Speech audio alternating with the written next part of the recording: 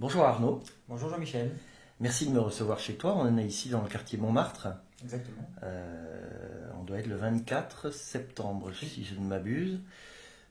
Un mois, jour pour jour, avant le Congrès national des libérés. Exactement. Alors je te remercie donc de me recevoir. Tu es marié, tu as un enfant, tu as 39 ans. Quel est ton métier, s'il te plaît? Je fais du conseil en investissement immobilier. D'accord. Tu es libéré depuis combien de temps? 1 an. D'accord. Ton entreprise, c'est une SARL, Exactement. hein, et tu es affilié d'office avec nos amis RSI, URSAF et... 6 pas pour la retraite. D'accord, donc 3 pour le prix d'un, on peut pas faire plus simple. Bon, tu t'es libéré donc il y a à peu près 1 an, parce que tu as anticipé l'augmentation de tes charges. Exactement. Tu peux nous en parler un petit peu? Tout à fait. Alors déjà, tout a commencé avec un client en septembre-octobre 2013 qui m'a informé qu'il était possible de se libérer, car lui s'était libéré. Oui. Donc j'ai participé en début 2014 à la réunion de Claude Reichmann avec donc Jennifer Landry et Laurent C comme invités. Oui. Et donc j'ai décidé de me libérer après avoir creusé un peu et même moi me rassurer à titre personnel de mes convictions. Je me suis libéré donc en novembre 2014. D'accord, donc tu as connu cette possibilité en octobre 2013 avec un client, tu as vu une conférence donc début 2014, et à peu près une année plus tard, tu as franchi le pas de devenir un assuré social européen. Exactement. Bon, alors, tu as envoyé valdinguer les 3 caisses d'un coup ou tu as fait... Non, pour l'instant, j'en suis URSAF RSI. Ouais, J'ai bien sûr souscrit chez c'est bien, tu reprends chez un assureur anglais. la dénomination que j'adore.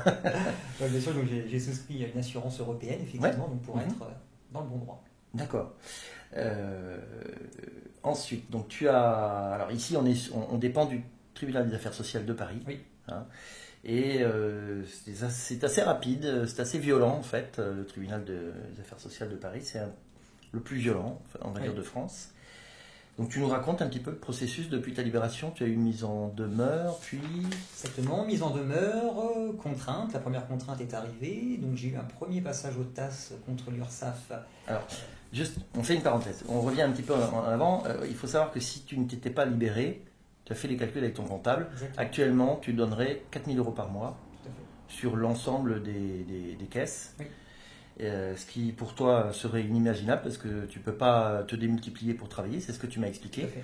Et que le fait de t'être libéré te permet la chose la plus simple du monde, c'est-à-dire travailler sans devenir complètement dingo et vivre du fruit de ton travail. C'est vachement intéressant comme réflexion, puisque finalement on t'a mis un petit peu à la course à l'échalote finalement. Hein. On te demandait toujours d'en faire plus, du fait que François Hollande, notre cher président, a décidé de taxer les dividendes au niveau des charges sociales. Alors c'était pas le cas avant.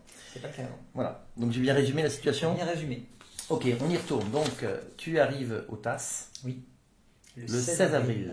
Alors qu'est-ce qui se passe? Parce que là tu as un sketch à nous raconter, je t'en prie. Exactement. Donc, étant totalement novice, donc je suis effectivement les recommandations du MLPS. Oui. Un petit peu effrayé au départ, ce qui est tout à fait normal. Oui. Donc j'arrive assez décontracté, en petit polo, Isebo, polo, jean, basket. Donc je suis appelé avec mon en même numéro. temps, il n'y a pas besoin de changer sa nature.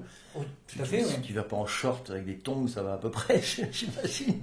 Je suis arrivé en tout cas comme ça. Effectivement, j'ai vu que le juge me regardait de haut en bas. Et par rapport aux conclusions qui avaient été envoyées auparavant, il me dit on va plaider. Oui.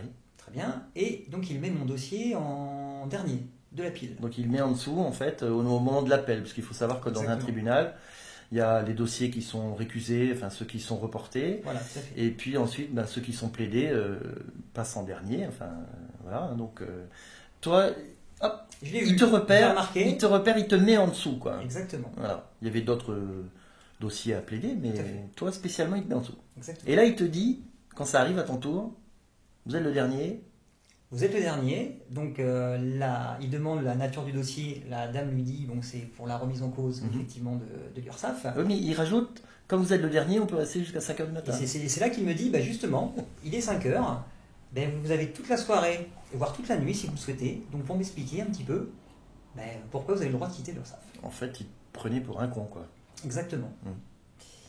Donc, il commence à à me lire quelques extraits effectivement des conclusions qui avaient été envoyées par le MLPS et que j'avais envoyées. Oui. Il me dit qu'est-ce que c'est que ce torchon? Je ne sais pas qui vous a fourni ça, mais il dit j'espère que vous ne l'avez pas payé. Donc il essaie ensuite de me diriger vers différentes lois en reprenant les textes et en me demandant ce que j'avais à dire là-dessus. Je lui dis écoutez, moi je vous ai envoyé les conclusions, tout est là. Ce que je veux aujourd'hui, c'est que l'URSSAF m'amène ses statuts juridiques en tant que société, association, monsieur, madame URSSAF, je ne sais pas, Oui. quelque chose, et également donc effectivement la validation comme quoi vous êtes bien enregistré au code de la mutualité, comme ça va être le cas. Donc là il se montre un petit peu plus violent avec les textes, il essaie un petit peu de m'intimider. Donc plusieurs fois je lui redis sans cesse, monsieur, est-ce que vous êtes en mesure aujourd'hui de me fournir les statuts d'URSSAF s'il vous plaît, et l'extrait comme quoi vous êtes bien enregistré au code de la mutualité. Donc tu t'es pas laissé impressionner parce que lui a essayé de t'impressionner. C'est comme ça qu'on peut interpréter les... Il a surtout essayé de me diriger Ouais. dans un sens, en sa faveur bien sûr, Ouais. parce que moi je nage totalement, qui Alors, sont les lois. Quand tu dis en sa faveur, c'est pas tout à fait vrai parce que lui, il est là pour juger. En théorie, il ne devrait pas faire de favoritisme. Mais tu le ressens comme ça, tout de Exactement, suite. tout à fait.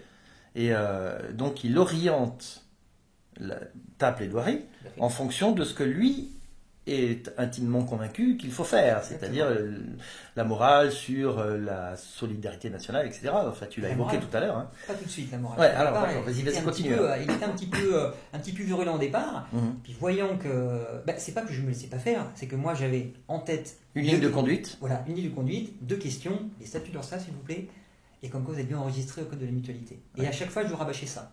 Au bout d'un moment, et plus ça allait, plus on avançait, effectivement son discours un petit peu violent s'est transformé en un discours moralisateur. Ouais, ça s'est détricoté, ouais. Exactement, donc là en parlant effectivement de solidarité nationale.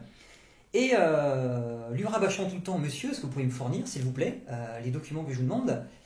Et là il me dit, non, ce n'est pas possible. Ouais. Je lui dis, mais c'est pas possible. Pourquoi c'est pas possible? L'URSSAF, donc c'est un service d'ordre public. Je lui dis, oui, mais c'est une société privée. Oui. Voilà, on y est. Arrive, monsieur. donc vous pouvez me fournir des statuts et puis surtout l'enregistrement comme quoi vous êtes bien inscrit au code de la mutualité. Non, ce n'est pas possible. Je dis, j'ai ma petite pochette, monsieur, regardez, pour travailler en France, j'ai un cabis. Mon nom, le nom de ma société, mon activité, ce que je fais. Sans ce cabis, je ne peux pas travailler, monsieur. Donc aujourd'hui, comment expliquez-vous que l'URSSAF me réclame de l'argent alors que vous me dites que c'est impossible qu'ils me fournissent cela? Ouais. Une entreprise privée sans cabis. Exactement. Formidable. Donc je range ça et il me dit mais non, c'est pas possible monsieur que je vous fournisse ça, monsieur Tanis, c'est pas possible. Je dis, mais monsieur, à ce moment-là, on tourne en rond. On tourne en rond. Moi je vous le demande, vous me dites que c'est pas possible. On tourne en rond. En fait, l'appréhension que tu avais au départ s'est transformée en une force. Exactement. Parce que tu t'es aperçu qu'il n'y avait rien en face. Il n'y avait rien en face. Et c'est pour ça que même moi, je me suis un petit peu émancipé et donc je lui ai dit, mais à ce moment-là, monsieur, demain matin, je vais venir me pointer chez vous, je vais sonner à votre porte et je vais lui dire, bonjour, je suis la nouvelle caisse de sécurité sociale qui prend en charge votre maladie. Donc je vous réclame tant. Ben oui, ben, monsieur, si vous me demandez, ben, donnez-moi un extrait de cabis ou quoi que ce soit, je vais vous dire, ah non monsieur, c'est pas possible. Ouais. C'est pas possible. Tu lui as dit ça. Je lui ai dit ça. Et c'est génial. Et bravo, hein, Arnaud. Bravo, c'est génial. Qu'est-ce qu'il a répondu? Ben, il est resté stoïque. Il ne savait plus comment faire. Et c'est là qu'il m'a dit, bon, ben, on va arrêter là. Alors ça a duré combien de temps? Ah, ça a duré un quart d'heure en fait. Un quart d'heure. Alors, détail et non des moindres, la partie adverse, qui était représentée soit par un avocat, soit par un conseiller juridique de l'URSSAF, qu'a-t-elle dit pendant ces 15 minutes? Eh ben, c'est là où, sortant, en rentrant chez moi, donc j'avais le métro qui était à côté, puis on a besoin un petit peu de respirer, donc je prends l'air, on ressasse un petit peu ce qui s'est passé. Et déjà, je me suis dit, bah merde, alors il a quand même rien, il n'y a rien par rapport à ce que m'a dit le juge. Et après, je me suis dit, bah, deuxième merde, mais je n'ai pas entendu la voix de l'avocate qui représentait l'URSSAF. Extraordinaire. Elle a dit zéro mot. C'est Je génial. me dis, mais c'est quand même fou. J'ai eu l'impression que l'avocat de l'URSSAF était le juge, tout simplement. Je n'ai pas entendu le mot, un seul mot de la part de l'avocat. Mais finalement, c'est ce que ça veut dire. Tu as eu une impression qui est la bonne, puisque en fait, en face de toi, tu avais jugé parti. On est d'accord, finalement. Voilà. Et donc, toi, tu as utilisé un terme pour me l'expliquer tout à l'heure. Tu les as traités de guignols. Exactement. Alors, Quand on va voir ça ressemble à un théâtre de Guignol, finalement, Exactement. raconté comme tu le racontes. C'est un théâtre de Guignol, tout à fait. Ouais, c'est impressionnant. Et c'est pour ça que vraiment je voulais intervenir plus par rapport aux personnes qui ont cette appréhension des tasses, hein, lorsqu'on voit sur les réseaux sociaux ou autres, c'est plus ça. Lorsqu'on suit effectivement un argumentaire, qu'on est quand même sûr de ses convictions, et qu'on suit un argumentaire qui est bien huilé, effectivement il peut rien nous arriver. Il ne se passe rien, quoi. Alors, d'autre part, il y a quand même une chose qu'il faut que tu montres, on peut montrer les papiers. Ce qui s'est passé ensuite, donc tu reçois le jugement. Exactement. Et donc le jugement ne tient absolument pas compte de tes arguments. Tout à fait. Tu peux nous lire un passage? Alors, justement, j'ai été, donc 2 mois après, donc je reçois les conclusions du TAS. Oui.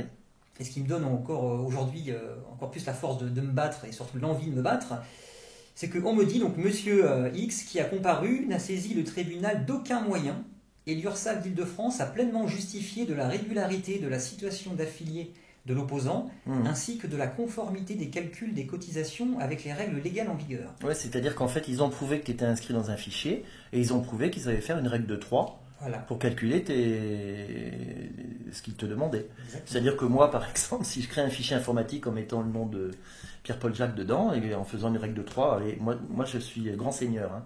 Je fais le tout à 75%, comme ça c'est plus simple à calculer. Je saurais faire aussi, comme tu l'as dit tout à l'heure, on va frapper à la porte des gens en disant bonjour, c'est 75% avec nous. Mais on n'a pas besoin de se justifier, c'est comme ça, on sait calculer. Exactement. C'est formidable. Hein. Ça, c'est l'analyse, effectivement. Donc c'est le il va y avoir plein d'entreprises qui vont se créer demain sur ce modèle-là. C'est tellement simple de pirater les gens. Et ça, c'est pour ça que je me suis dit réellement, quand j'ai lu ça, lorsque j'ai lu ça, je me suis dit, mais vraiment, il se fout de ma gueule. Ouais. C'est une mascarade. Aujourd'hui, tu es en cours d'appel. Exactement. Voilà, donc tu fais appel de cette décision, évidemment. Alors, on va revenir un petit peu sur ta vie.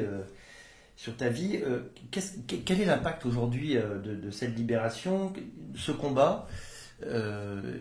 Comment tu le mènes et intellectuellement, comment ça se passe pour toi? Tu te sens de plus en plus fort? C'est ça, c'est qu'en fait, on se sent de plus en plus fort justement avec les différentes interviews que tu as pu faire, avec les commentaires de Laurent C, entre autres, avec les réunions maintenant qui sont filmées, qu'on arrive à rediffuser de Claude, de toi-même.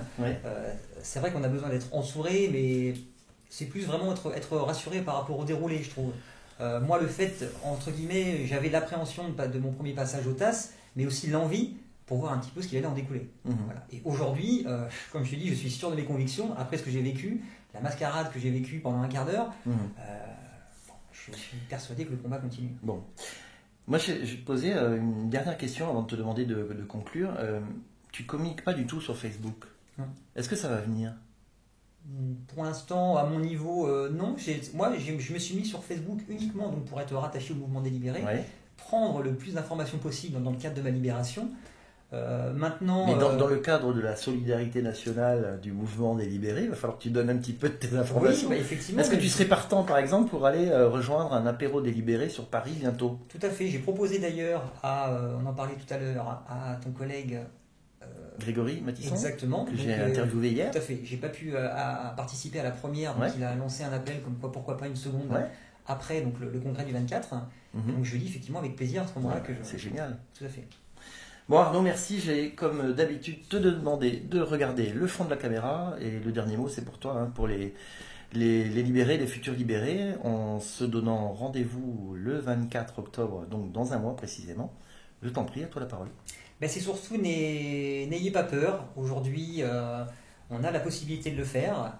On le fait. Pour les personnes qui n'osent pas encore, faites-le. Je suis l'une des preuves vivantes que c'est possible, que je suis toujours là, je suis toujours en vie. Et je veux dire aujourd'hui, avec une bonne assistance, tout peut arriver. Donc surtout, n'ayez pas peur des tasses et des juges. Parce que moi, mon ressenti, j'ai vraiment l'impression que c'est ça aujourd'hui qui bloquait un petit peu les internautes et surtout les futurs libérés par rapport à ça.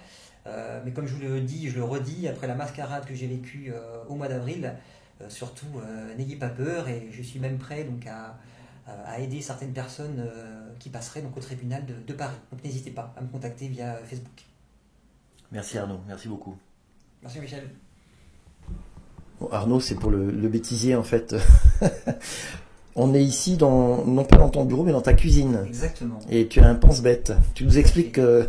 Et pour ne pas être perdu justement, et pour rester vraiment dans les bons délais concernant les oppositions et autres, ben, faites comme moi, achetez une ardoise, achetez une crème, et tout simplement, voilà le pense-bête, vous voyez, 24/9, saisir le TAS suite à la décision de l'ACRA URSSAF pour le deuxième trimestre 2015. Le 39, il va falloir que je saisisse encore le TAS si je n'ai pas de nouvelles de l'ACRA concernant le RSI. Bon là c'est l'anniversaire de mon fils. Et donc le 27/10, j'ai un petit passage au TAS à 13h30 concernant donc le RSI. Bon, ici il manque le 24/10. Et effectivement le 24/10, donc le congrès du libéré. T'as intérêt à venir, sinon tu seras à l'amende. Merci Arnaud. Et voilà, merci.